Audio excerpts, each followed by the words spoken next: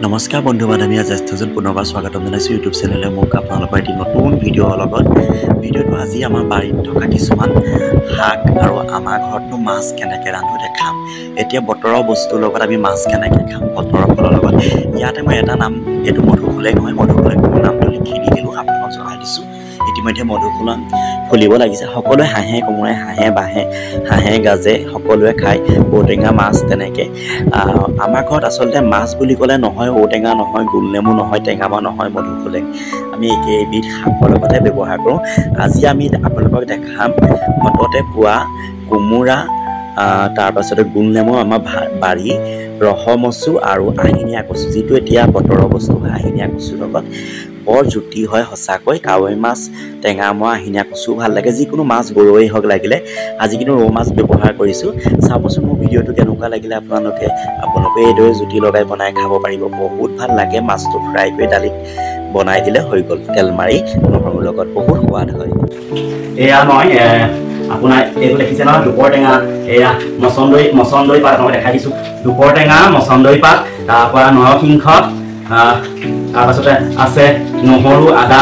এয়া নহৰু আদা দেখাই দিছোঁ আৰু কেইটামান বুট লৈছোঁ আৰু মই লগতে দিম ইয়াত তেতেলী টেঙা দি লৈ পিনি এয়া মই ধুনীয়াকৈ পিচিম আৰু আমাৰ ঘৰত পতা ব্যৱহাৰ কৰি ইফালে মাছ আৰু দালি বনাই থকা হৈছে এইটো পিচি পিনি কিন্তু কাঁহৰ বাতিত মই নথওঁ সেইটো চিচাৰ বাতি লৈছোঁ চাটনিটো আৰু মই ইয়াতে নহয় তেতেলী টেঙা দিম ৰাইট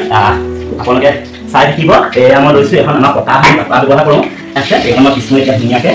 মানে কেইবা বিহু বনৌষধি গুণ থাকিব আজি মানে বনৌষধি গুণৰ কাম কৰিব দুপৰ টেঙা দুপৰীয়া দিয়া তাৰপাছতে আপোনাৰ মচন্দৈ বহুতে মচন্দৈ বুলি কয় তাৰপিছতে নৰসিংহ চিচাৰ বাতিটোত মানে চাটনিটো কৰি যাম এইটো মই কাঁহৰ বাতিত ধুই লৈছোঁ আৰু ধুনীয়াকৈ পিচি পিনি তাতে মই থ'ম আপোনালোকে কোনে কোনে পতা ব্যৱহাৰ কৰে জনাবচোন বাৰু আৰু তেতেলী টেঙা এটা আনি লৈছোঁ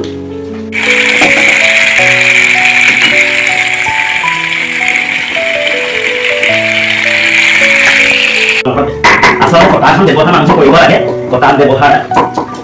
ফকৰা যোজনাতে আছে পতা ব্যৱহাৰ কৰিব লাগে পতা শব্দ পাঁচমাহ ওলাব লাগে আগৰ আইতা আৰু মানে যিসকল ককা আইতা আছে তেওঁলোকে জানে এই বিষয়ে পতাখন কি বস্তু হয় প্ৰকৃততে ধুনীয়াকৈ পিচিছোঁ আৰু খুব মিহি হয় এইখন পতা আমি জন্মৰ পৰাই দেখি আহিছোঁ আমাৰ ঘৰত আজিলৈকে পতাখন এনেকৈ আছে ইতিমধ্যে গাইৰ কুকাৰ খোৱাৰ লগে লগে তেল মাৰি দিব ধুনীয়া হৈ যাব আৰু বুটটো দিলে আচলতে চাটনিটো বহুত সোৱাদটো বেছি হয় টেষ্ট হয় আচলতে এতিয়া মই বুটটো দি লৈছোঁ আপোনালোকক জনাইছোঁ বুটটো আছে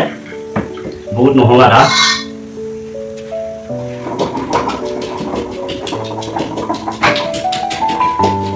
বিয়া নাম থাকি গাওঁ বিয়া নাম থাকি গাই যিকোনো কাম কৰিলে ভাল লাগে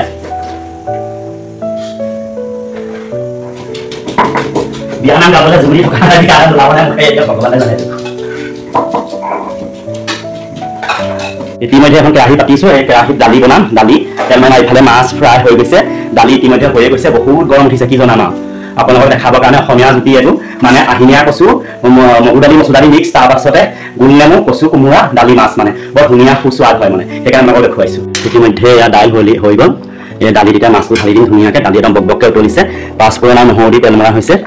দেখিছে নাই দালি একদম বকবককৈ উতলি আছে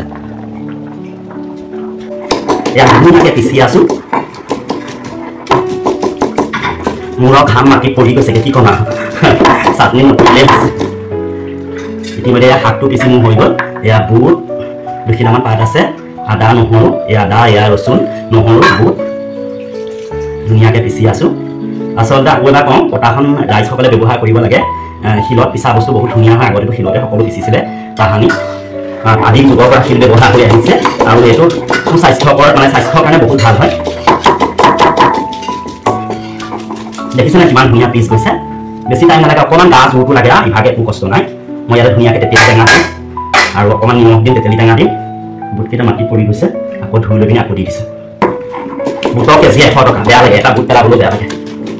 মাছ বনোৱা ৰন্ধাৰ লগে লগে মাছৰ আঞ্জা ৰন্ধাৰ লগে লগে মেকুৰী প্ৰৱেশ ঘটি যায় মাৰ ঘৰত এনেকৈ মেকুৰী নাহে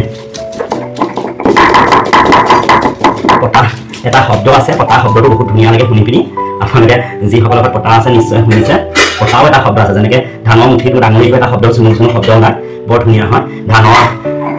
ডাঙৰিটো এটা শব্দ ওলায় ইতিমধ্যে মোৰ পিচি হৈ গ'ল একদম ধুনীয়া হৈছে একদম ধুনীয়া গুড়ি হৈছে মানে মিহি হৈছে বৰ ধুনীয়া হ'ল এয়া সেউজীয়া দুপৰ টেঙা মচন্দৈ নৰসিংহ